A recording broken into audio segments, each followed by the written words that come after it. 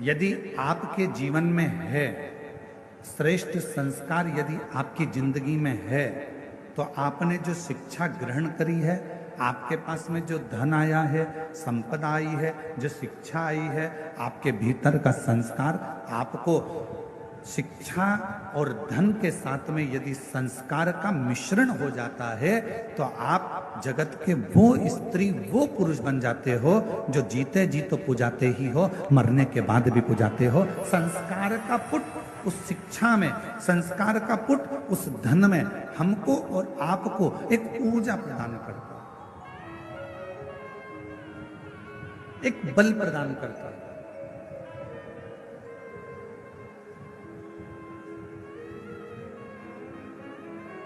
कल कथा में कहा था, और हम फिर निवेदन करेंगे आपसे, आपकी जिंदगी में एक बात हमेशा उतार कर रखना, किसी को आप 1 रुपए दान नहीं कर सकते, बिल्कुल मत करो। किसी को आप अठन्नी नहीं दे सकते, बिल्कुल मत दो।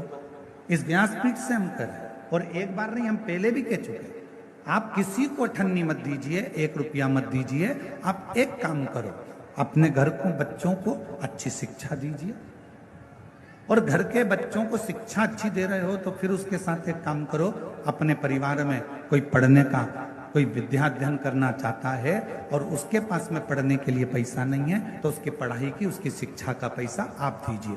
और अगर घर में भी अगर बच्चे अच्छे पढ़ रहे हैं और पैसा है, तो पड़ोस में देखो कि कोई शिक्षा अध्ययन करने वाला हो और उसके पास धन नहीं है, तो उसकी शिक्षा का खर्चा आप उठाइए। और वो भी है तो फिर अपनी कॉलोनी में, अपनी सोसाइटी में, अपने एरिया में देखिए कि कोई बच्चा पढ़ने में कमजोर है और उसको पढ़ना है, उसके पास धन नहीं है, तो उसके शिक्षा का पैसा आपको देना चाहिए। एक शिक्षा और एक चिकित्सा,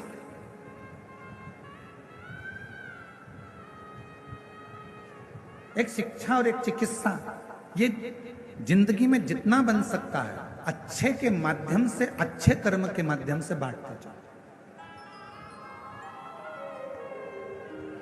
और मत बुरे कर्म कर बंदे, वरना पछताएगा।